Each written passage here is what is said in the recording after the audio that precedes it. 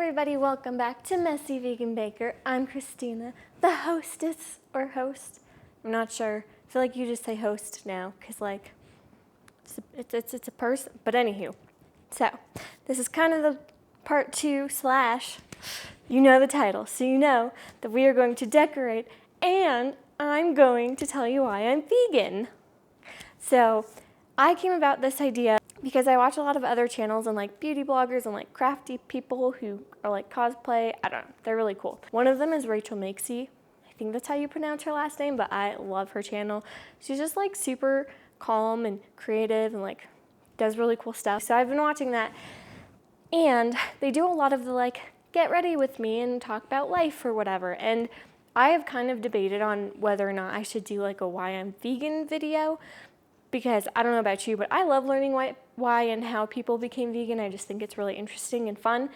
So I decided, why not do something similar to Get Ready With Me and learn why I'm vegan?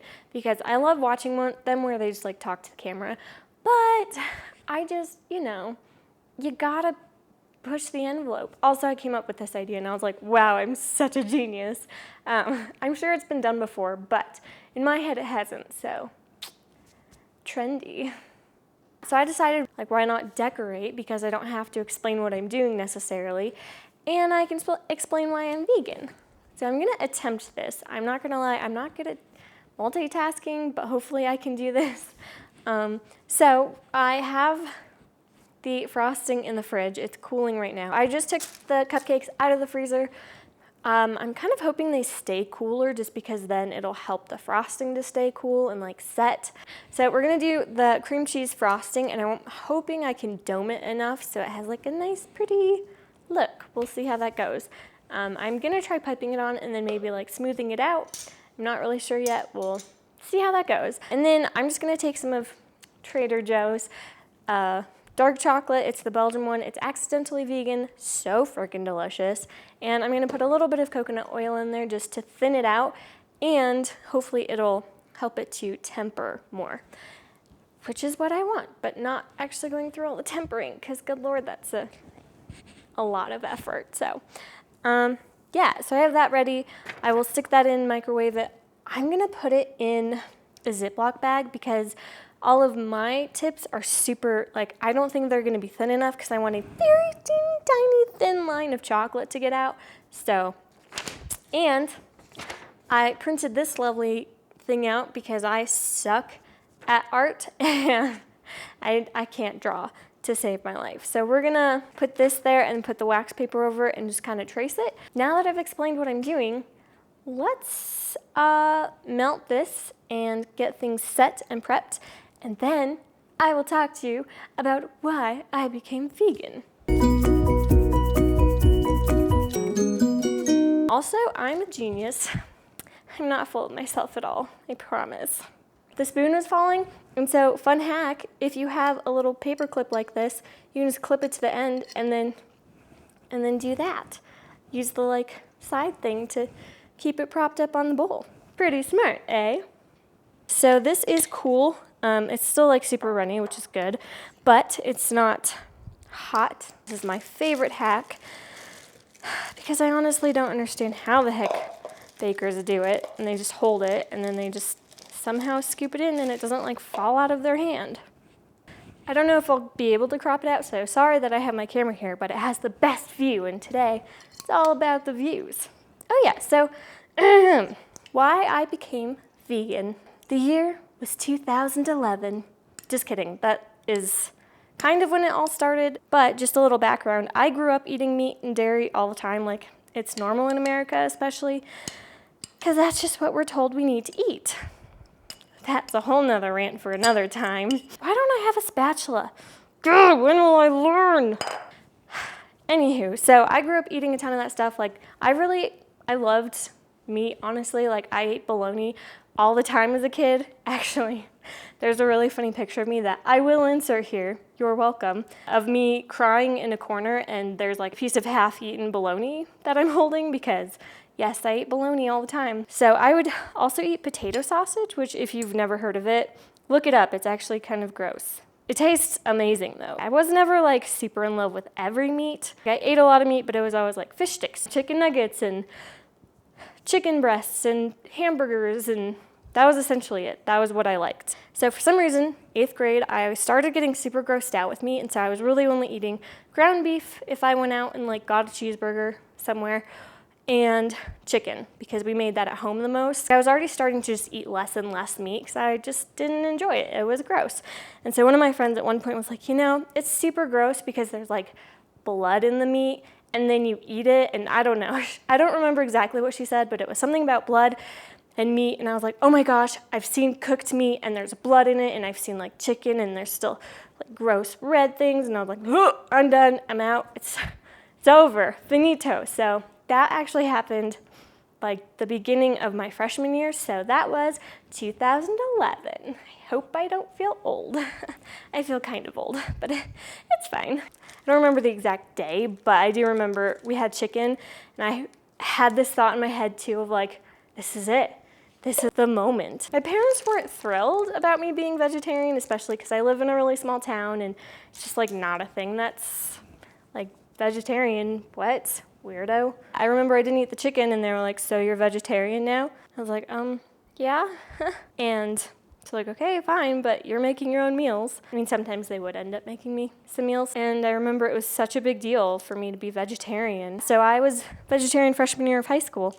And I just remember, because I live in America, again, you have to understand like our culture is meat and dairy. So then obviously, of course, I would just naturally started eating more dairy. And I remember feeling super sick a lot. And I was getting to a point of like, I don't even want to eat anymore if I am just gonna feel sick all the time. So some of my friends were like, yeah, I'm lactose intolerant. And at the time I'd never heard of that, to be honest. Like, I lived right before the era of, we're doing so great, hold on. So I was like, lactose intolerant, that's interesting. I wonder if I'm lactose intolerant. Wow, that is not a pumpkin. Guys, this isn't working. I'm a mess at the moment, but it's fine. So I tried not eating dairy, and the first day my stomach was like, wow, you do care about me. And I realized I was super lactose intolerant. I don't know, I would go back and forth of like, I'm just not gonna eat a ton of dairy, but I'd still feel sick. And then I'd be like, well, fine, then I'm just not going to eat any dairy. And so sometimes I'd do that, and then like I basically just kept going back and forth because I love dairy. It's amazing and delicious. I should not have had coffee before this because, oy vey. Oh, it's my right hand. Gosh, what a ding dong. Silly me. I'm left-handed. Does anyone else forget that? And they try to do something and they're like, wait, why is this so difficult? Because it's not my hand.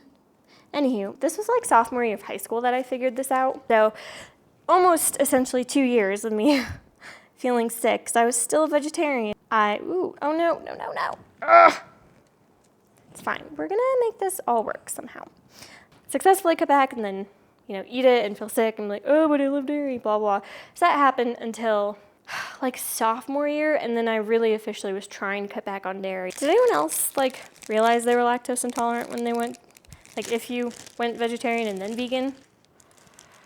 There's chocolate.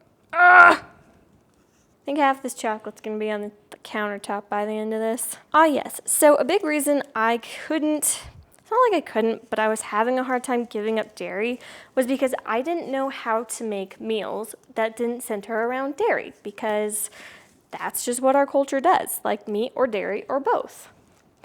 So, I say culture, but is it a culture? I think it was sophomore year of college. I asked for a vegan cookbook. So my dad found Minimalist Baker's plant-based cookbook, and I like it because it has a lot of really delicious but simple recipes, and I don't know. At the time I wasn't big into cooking or baking. Well, okay, I liked to bake, but not really cook, and I never really had to. I got that cookbook and I started to cook a little bit more vegan and, kind of figure it out because of that cookbook. And where was I? Yeah, and then I went back to college, and I think I was just kind of trying to find more vegetarian things and try not to put cheese on it. But again, still wasn't totally vegan. And then I just kind of, junior and senior year, got more and more vegan and like found more vegan things that I could eat and that I enjoyed. And so junior year, when I was kind of trying to lower my dairy consumption just because I felt like crap when I would eat it, I took this environmental class, which I think everyone should have taken, but instead they all took philosophy, which in my opinion is stupid, but whatever. Then I learned that I had such a small CO2 footprint because I didn't eat meat or dairy, or very little dairy. And I was like, that is so cool. I love that. To me, it was super easy. Okay, it was kind of difficult with the dairy, but overall it was easy. And I was like, that's a really great way to reduce my footprint. And I kind of, ever since that class, I have been very adamant, like, I'm gonna try to save the environment. And so I just was like, I love that I can do that. That was a huge factor too. Then senior year came around. Again, I was mostly vegan, loving it.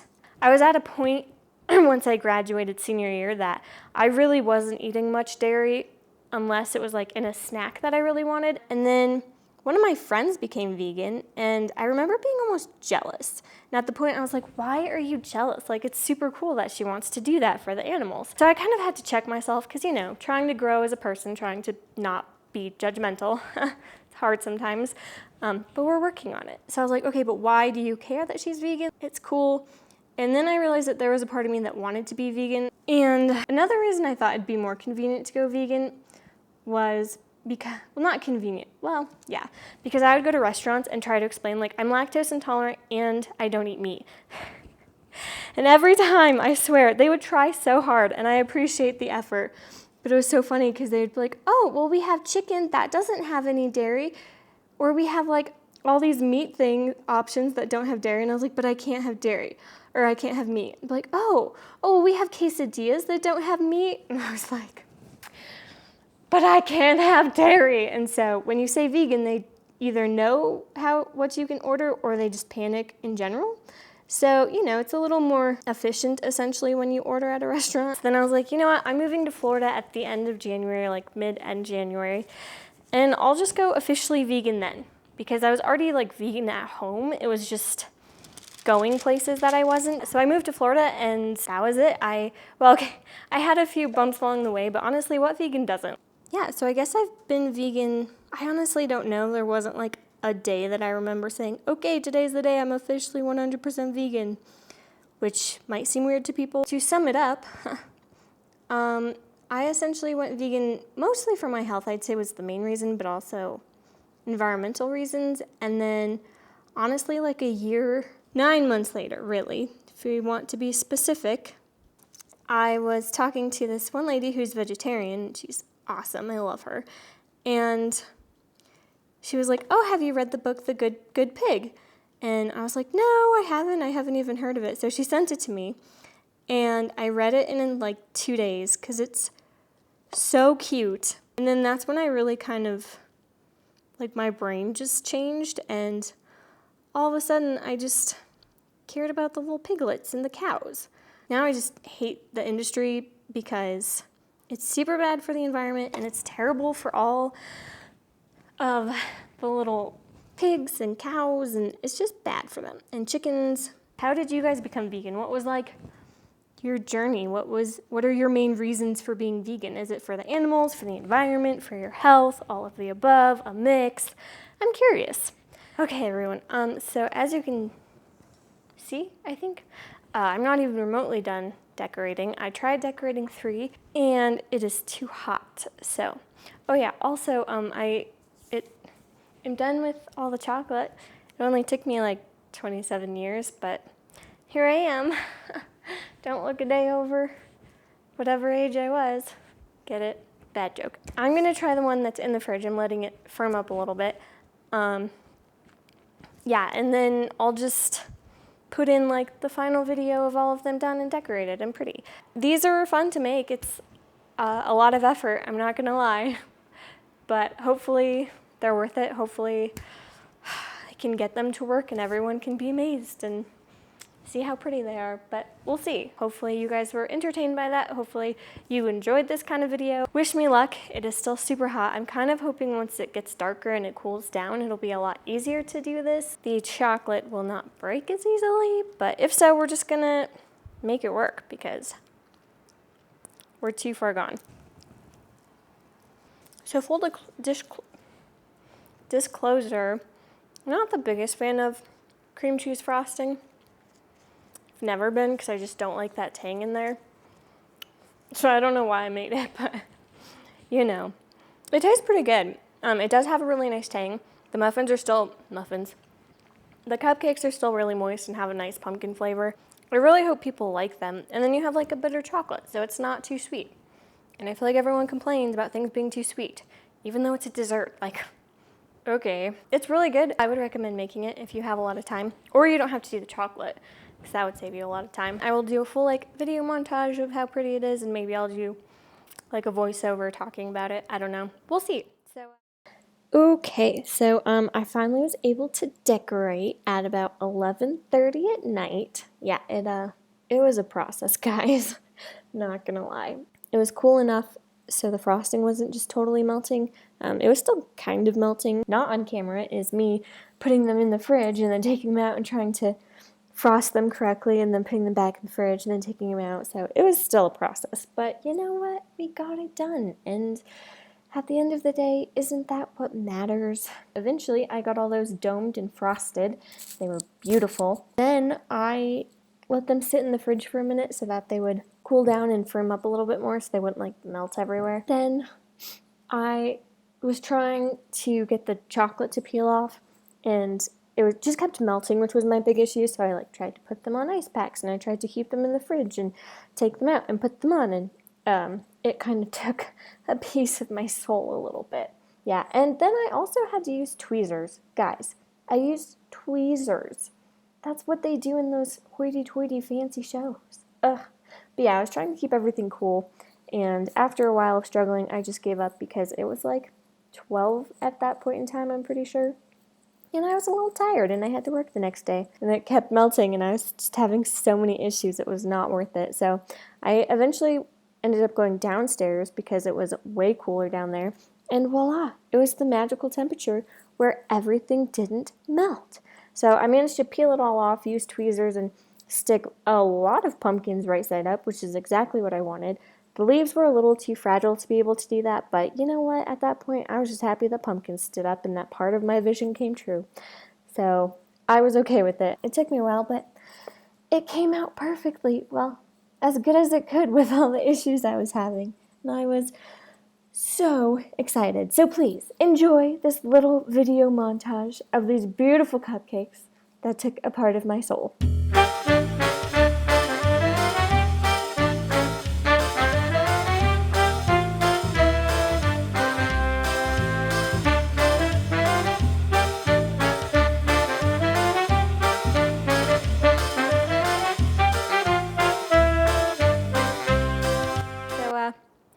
If you're new here, hello, welcome. It's so exciting. I love having new people here. If you liked what you saw, you could hit that like button and that subscribe button. I have videos that come out every Friday at 1 o'clock.